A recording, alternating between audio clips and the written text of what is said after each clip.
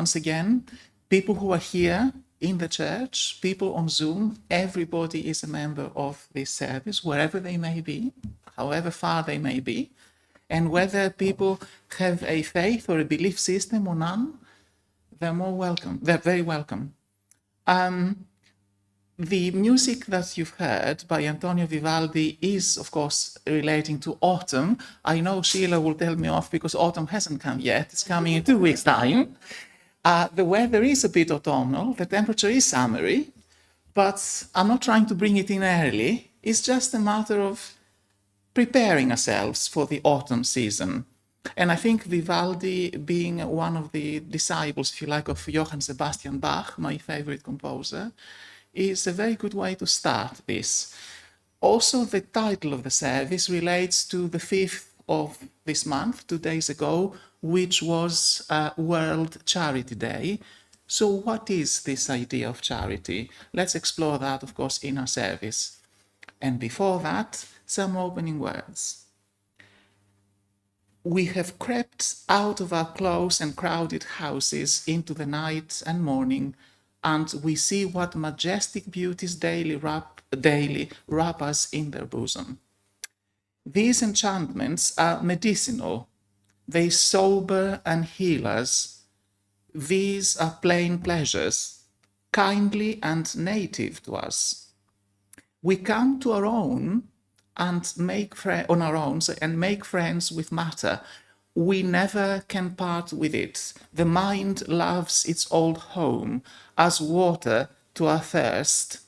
So is the rock, the ground to our eyes, and hands and feet.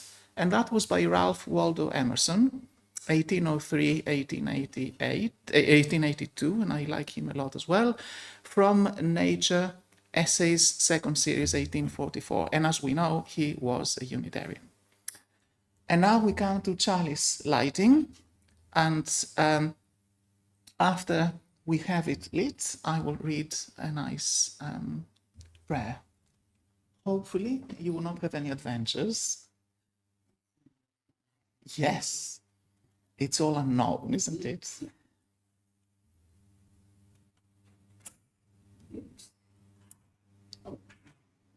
Maybe sideways. No, it's trying to play me off. Yeah? There you go. But it cannot win.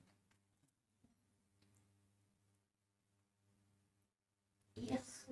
That's okay. They can stay there. That's okay. As long as it lights. Yeah. Maybe move the wick instead. I think we'll do a bonfire. He likes. That is fine. That's okay. That's brilliant. We'll do a Zoroastrian fire, a big one. So that's great. Thank you so much. Thank you. We light this chalice. I will keep an eye on it, don't worry. We light this chalice as a symbol of the spark of life which abides within us and around us. May it be as a light in a dark night, a light in a window that welcomes the weary traveler home. May it be as a light in the hand of a trusted friend that guides us along the path.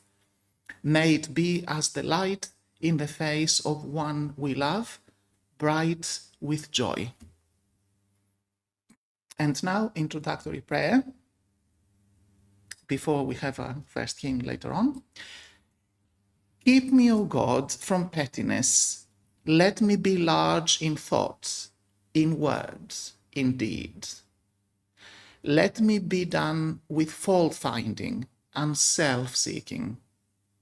May I put away all pretense and meet everyone face to face without self-pity and without prejudice.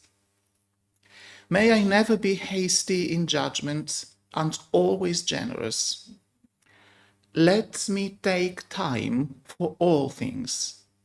Make me grow calm, serene, and gentle. Teach me to put into action my better impulses, straightforward and unafraid. Grant that I may realize it is the little things of life that create differences, and that in the big things of life, we are one.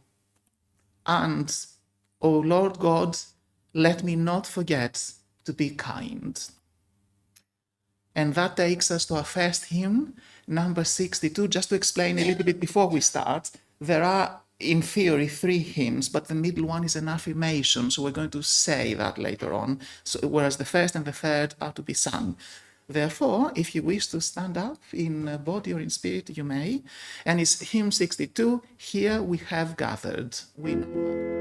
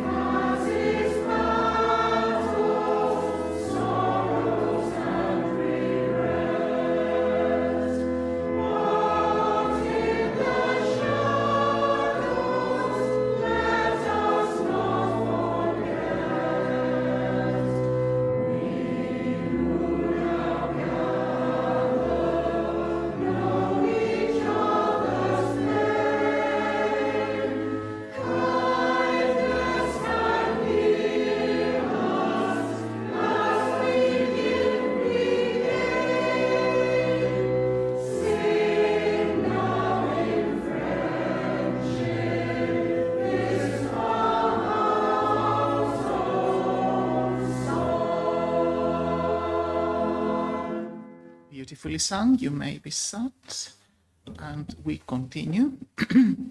A few quotes relating to the idea or the concept of charity. First one by Martin Luther King Jr. Every man must decide whether he will walk in the light of creative altruism or in the darkness of destructive selfishness. Then Mahatma Gandhi. The simplest acts of kindness are by far more powerful than 1,000 heads bowing in prayer. And now we come to a story by, it's called actually A Mirror with a Malfunction by Pedro Pablo Sacristan. And that is going to be read by Sheila, but in English, not in Spanish. Mirror with a Malfunction. There was once a boy who was very rich and clever. He had practically everything a boy could ever want, so he was only interested in the most rare and curious of objects. This happened to him in relation to a very old mirror, and he convinced his parents to buy it from a mysterious old man. When the mirror arrived home, the boy went to see his reflection in it. His face looked very sad indeed. He tried smiling and making funny faces, but his reflection continued with its sad expression. Surprised, the boy went off to buy some sweets. He came home as happy as can be to look in the mirror, but his image was still sad looking.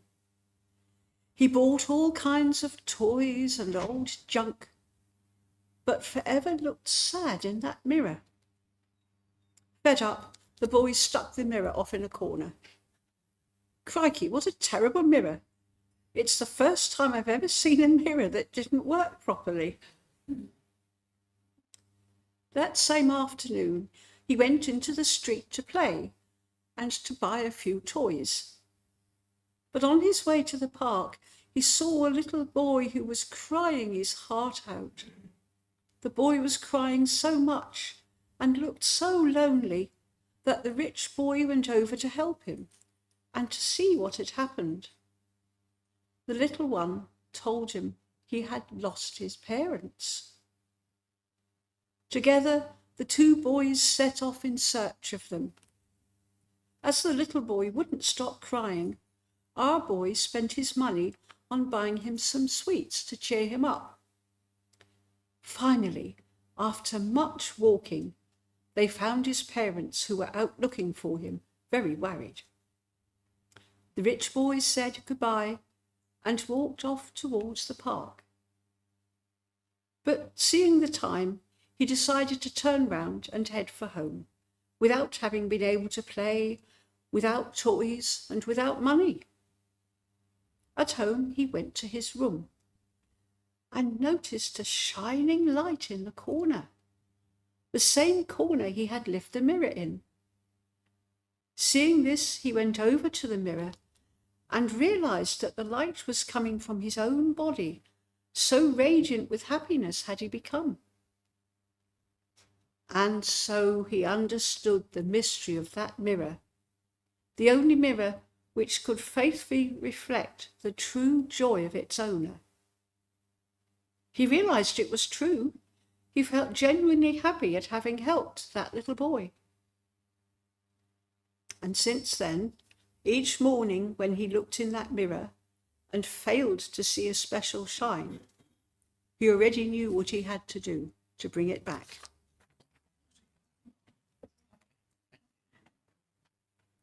Yeah, this man has very nice stories. I strongly recommend his books.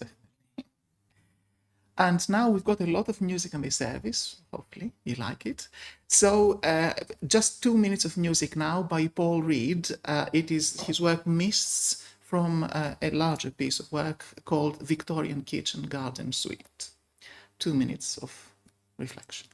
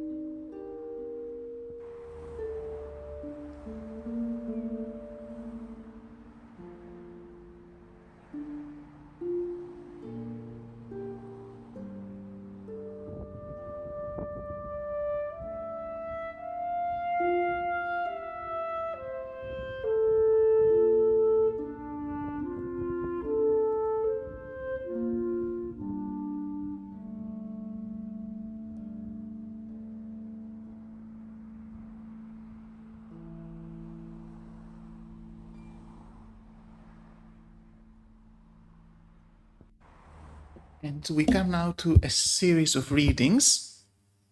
And the first one is by Maimonides. I will explain a little bit who he is. Strangely enough, it was on the radio last Sunday, so they must have seen my service. So Maimonides was a Jewish philosopher and a medical doctor as well. He was working very long hours, full-time doctor and full-time commentating the Torah, and he was apparently sleeping for like 4 hours, 5 hours a day at the most. So he was greatly admired by both Jewish and Islamic scholars for his intellect. And he has written these extracts that I have taken from the Mishnah Torah, Laws of Charity, chapters 10, verse 7 to 14. Now, these are the famous 8 levels of charity from usually people read it the other way around, but I decided now to let the cat out of the bag and tell you the best one first, okay? But sometimes, usually people start from the lowest and then they build up. No, let's do the other way around. Why not? So the greatest thing you can do, above which there is no greater form of charity, is to support a fellow, well, he would say a Jew, of course, because he was Jewish, a fellow human being by endowing him or her or them with a gift or loan, or entering into a partnership with them, finding employment, in other words, doing things to allow them to live their own life without any help and any support. So this is the greatest form of charity. And nobody knows this person, of course, whoever it may be, is give them the means basically to live their life without needing you. Second one, we go now to a slightly lesser level of charity than this, is to give to the poor without knowing to whom one gives and without the recipient knowing from whom he received. Okay, this is the performing of a mitzvah, which is an act of kindness in Hebrew, solely for the sake of heaven or God or whatever you want to think of. This is like, if you like, an anonymous fund that was in the Holy Temple in those times, and people would help others without knowing each other, of course. The righteous gave in secret, and the good poor profited in secret as well. So giving to a charity fund is similar to this mode of charity. For example, if you make a donation to whichever charity, neither you nor the recipient know each other. So this is the kind of idea. 3, slightly lesser one. I'm taking now from the top to the bottom. So a lesser level of charity than this is when one knows to whom one gives, but the recipient does not know the benefactor. The greatest sages used to walk about in secret and put coins in the doors of the poor. It is worthy and truly good to do this if those who are responsible for distributing charity are not trustworthy. There are some issues, of course, in some continents. I'm not going to comment on those. Right. 4, so slightly lesser. A lesser level of charity than this is when one does not know to whom one gives, but the poor person knows who the benefactor is. The greatest sages used to tie coins in their robes and throw them behind their backs, and the poor would come up and pick the coins out of their robes so that they would not be ashamed. 5, so an even lesser one, a lesser level than this is when one gives to the poor person directly into his hand or her hand, but gives before being asked. Okay, so here you are, there's some money, for example, or whatever else. 6, even lesser, okay. A lesser level than this is when one gives to the poor, but only after being asked. Okay. 7, and we're coming to the end of that, a lesser level than this is when one gives inadequately, but gives with a smile and gladly. And the last one is the least of all, if you like, when somebody gives a little bit, but gives unwillingly and grudgingly. So these are the 8 levels. So we can then go as high as we can. And that brings us to some readings from the Bible. So let's remember it sometimes in our services. So this is, again, referring to charity from Deuteronomy chapter 15 and verses 7 to 11, just 4 verses. If among you one of your brothers should become poor in any of your towns within your land that the Lord your God is giving you, you shall not harden your heart or shut your hand against your poor brother, but you shall open your hand to him and lend him sufficient for his need, whatever it may be. Take care lest there be an unworthy thought in your heart, and you say, the 7th year, the year of release is near. This is when all the debts are cancelled. And your eye look grudgingly on your poor brother, and you give him nothing.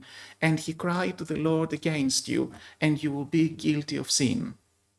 You shall give to him freely, and your heart shall not be grudging when you give to him, because for this the Lord your God will bless you in all your work and in all that you undertake.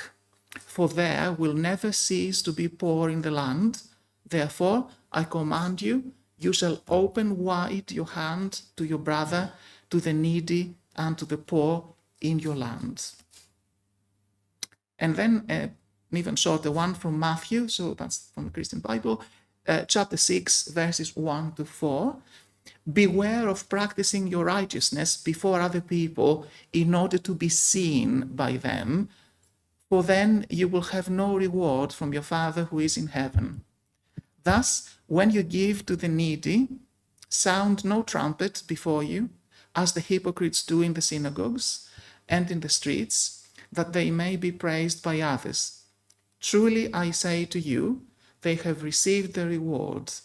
But when you give to the needy, do not let your left hand know what your right hand is doing, so that your giving may be in secret, and your Father who sees in secret will reward you. And just one verse from Proverbs, back to the Jewish Bible, 21 verse 13. Whoever closes his ear to the cry of the poor will himself call out and not be answered. Acts 20:35, one verse. In all things I have shown you that by working hard in this way, we must help the weak and remember the words of the Lord Jesus, how he himself said, it is more blessed to give than to receive. And the final one is from Luke, kind of New Testament Christian Bible again, 21 verses 1 to 4, very short. Jesus looked up and saw the rich putting their gifts into the offering box, and he saw a poor widow put in 2 small copper coins. And he said, truly I tell you, this poor widow has put in more than all of them. For they all contributed out of their abundance, but she out of her poverty and in all she had to live on. And now we come to some more music to reflect on that, just 1 minute and 32 seconds. Edward Grieg, lyric pieces, work or opus in Latin, number 12, and is number 1, Arietta. So let's hear that piece of music.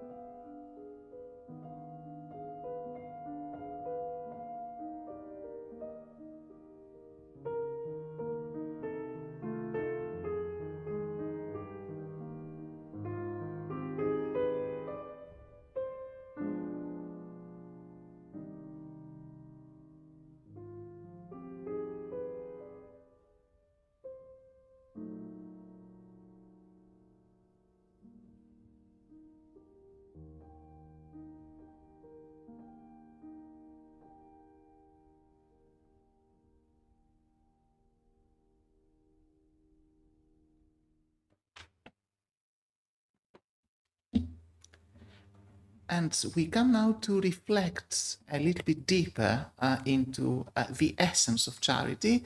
And we're going to move to different religions, in particular Islam, Buddhism, and Christianity, as we started with that. So let's start with Islam. Charity is not just recommended by Islam, it is required of every financially stable Muslim.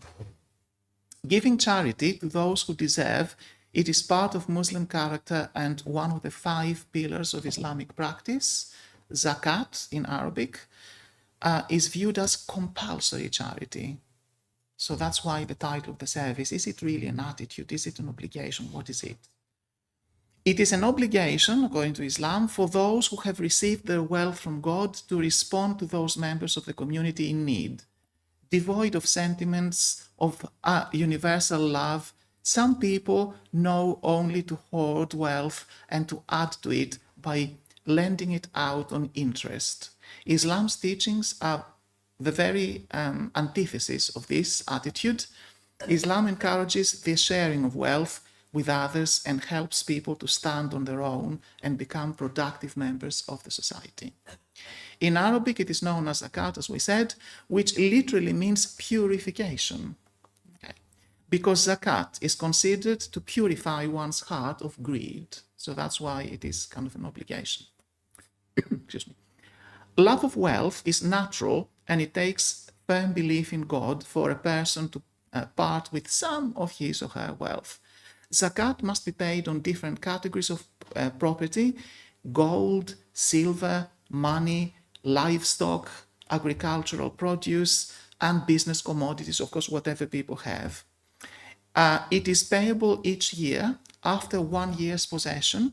It requires an annual contribution of 2.5% of an individual's wealth and assets. It's not just income, it's wealth and assets.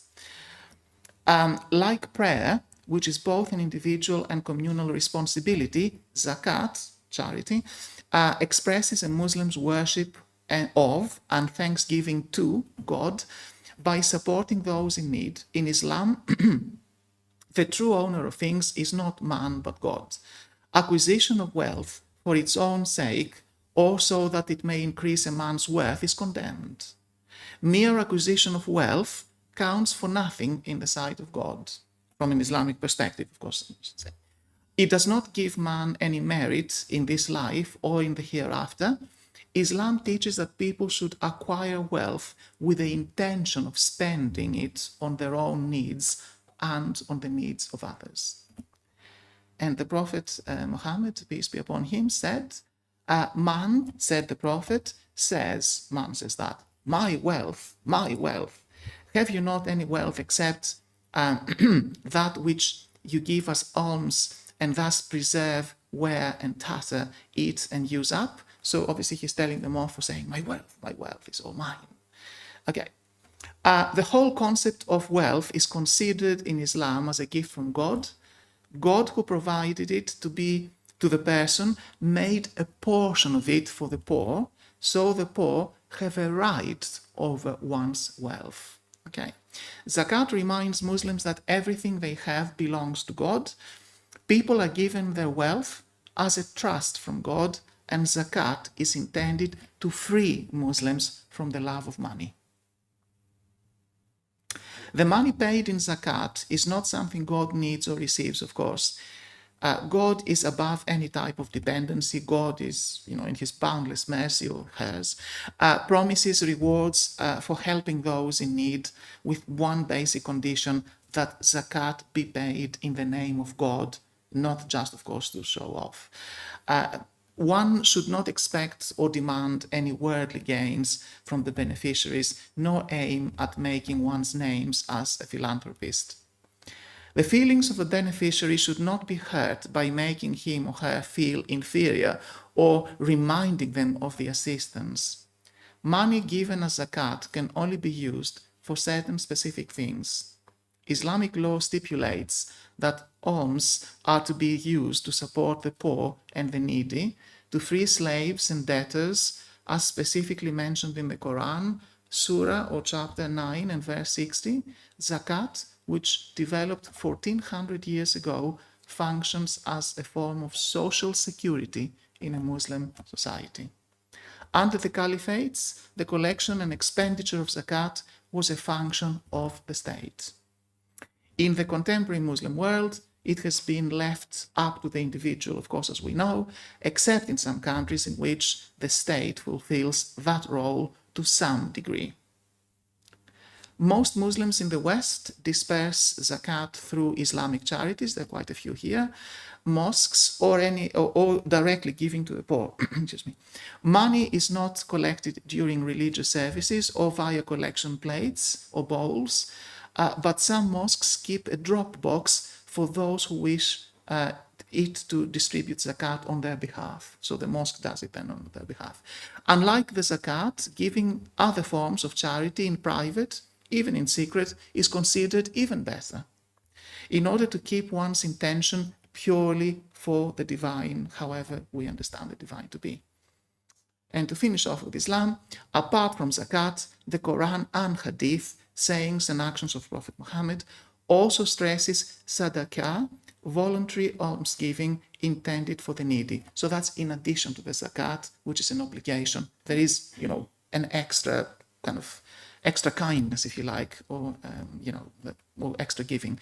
The Quran emphasizes feeding the hungry, clothing the naked, helping those in need, and the more one helps, the more God helps that person, and the more one gives, the more God gives to that person. One feels he or she is taking care of others, and God is taking care of them. Then we move to Buddhism. Again, it's a little bit difficult, of course, to capture all types of Buddhism, but it's kind of like the main points. The essence of true charity is to give something without expecting anything in return. And that is then a gift. If a person expects some material benefit to arise from his gift or her gift, he or she is only performing an act of bartering, and that is not a charity, it's almost like a commercial transaction, isn't it? A charitable person, according to Buddhism, should not make other people feel indebted to them or use charity as a way of exercising control over them. So you depend on me and I'm giving you, not that. He should not, or she should not, even expect others to be grateful, for most people are forgetful, though not necessarily ungrateful.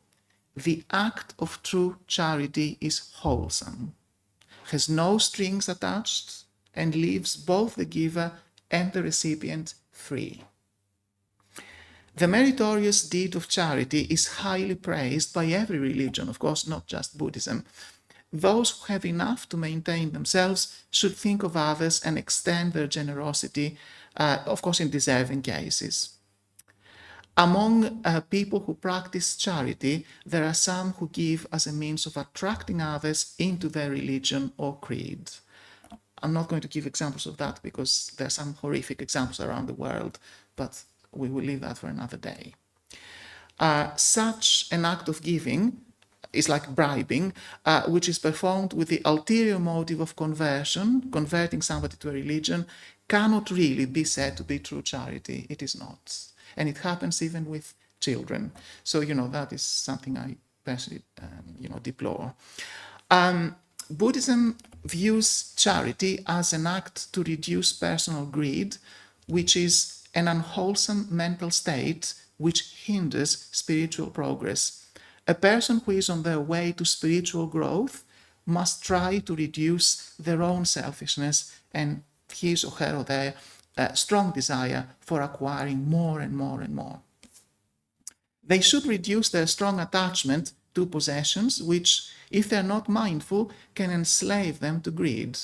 Buddhism, as we probably know, teaches non-attachment as much as possible. Okay. What they own or have or should, instead be used for the benefit and happiness of others, not to accumulate wealth, of course, his or her loved ones, as well as those who need his or her help, whoever they may be. When giving, a person should not perform charity as an act of his or her body alone, but with his heart and mind as well. So not just mechanical giving, if you like. There must be joy in every act of giving, says Buddhism. A distinction can be made between giving, act of generosity, and dana. We go to Sanskrit now. In the act of generosity, a person gives out of compassion and kindness when he or she realizes that someone else is in need of help and he or she is in a position to offer this help. When a person performs dana, then, which is the act I've just described, he or she gives as a means of cultivating charity as a virtue, okay, and of reducing their own selfishness and craving. I mean, in a way, that takes us back to the ancient Greek traditions where Aristotle and others were saying that such virtues are very important for us to grow as an ethical being. In many of the, lost my spot here. So he or she exercises wisdom when she or he recalls that dana is very important quality to be practiced by every Buddhist, and this is the first perfection, paramita in Sanskrit, practiced by the Buddha in many of his previous births in search of enlightenment. So the Buddha himself, of course, practiced this, if you like, altruistic giving without, considering, that to be something to be proud of or whatever other, of course, things praiseful or whatever it is. There are many things which a person can give, and that is quite interesting now. It's not just about money. They can give material things, of course, food for the hungry, and money and clothes to the poor. They can also give their knowledge, skill, time, energy, or effort to projects that can benefit others. And this is something stressed by other religions, such as Jainism, for example. Your talents, your time, all of those things that are so precious. They can provide a sympathetic ear to and good counsel to a friend in trouble. That's also important. They can restrain himself, herself, themselves from killing other people or other beings, and by so doing, perform a gift of life to the helpless beings which would have otherwise been killed.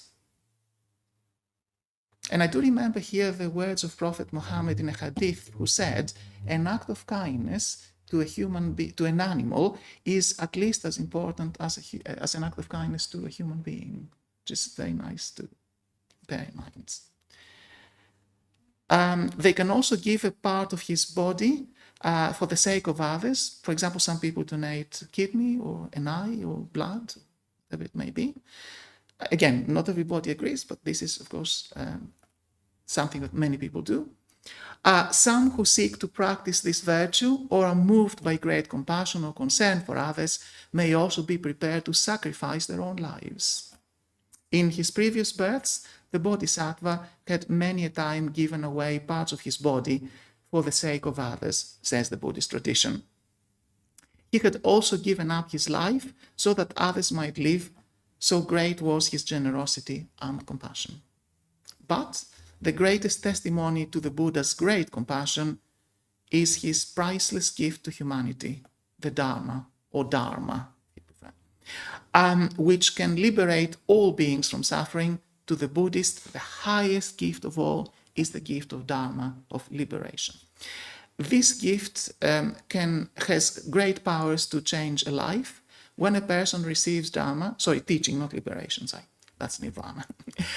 When a person receives the teaching, the Dharma, with pure mind and practices the truth with earnestness, he or she cannot fail to change. It is transformative, transformational. He or she will experience greater happiness, peace, and joy in his or her heart and mind. If he or she was once cruel, they become now compassionate. If they were once revengeful, they now become forgiving. Through Dharma, the hateful becomes more compassionate, the greedy more generous, and the restless more serene. When a person has tasted Dharma, not only will he experience happiness, here and now, but also happiness in the lives hereafter as they journey to nirvana. As we know, of course, Buddhism believes in reincarnations until one reaches nirvana. And I think we will leave the rest with the other religions because it is quite long. And we will move now, because we have already done Christianity, I think I will leave that one. We will go now to listen to some music so that you can reflect on initially what Christianity said with the readings, then Islam, and then Buddhism. And this is by Edgar, a cello concerto, work number 85, for a few minutes.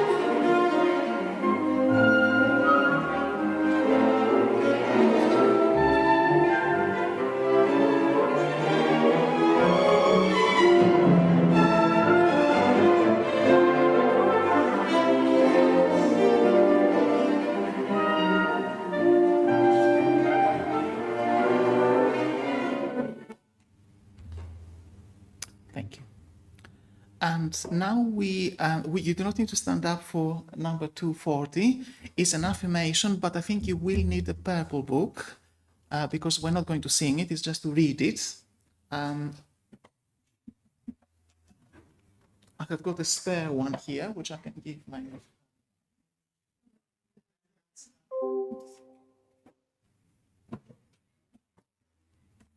It is nice to read something together in one voice, why not?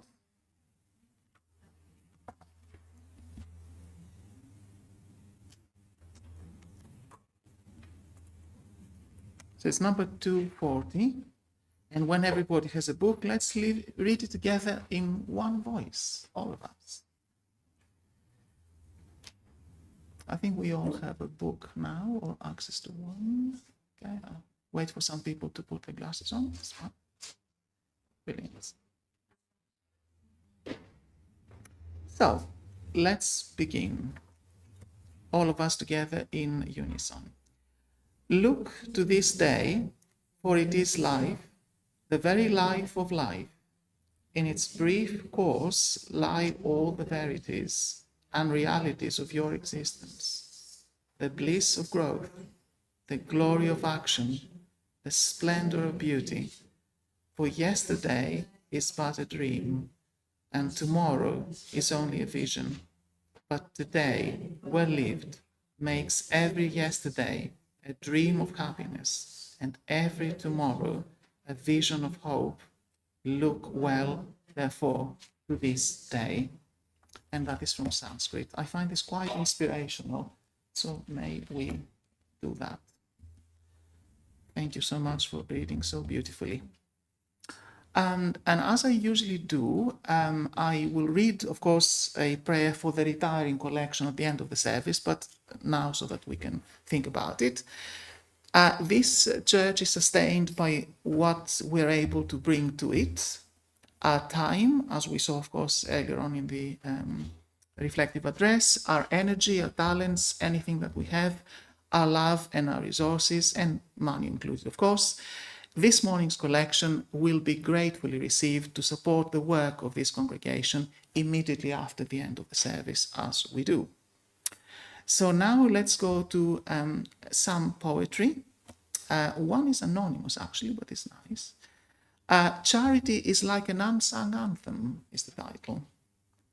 Charity is like an unsung anthem, harmonizing everything we see.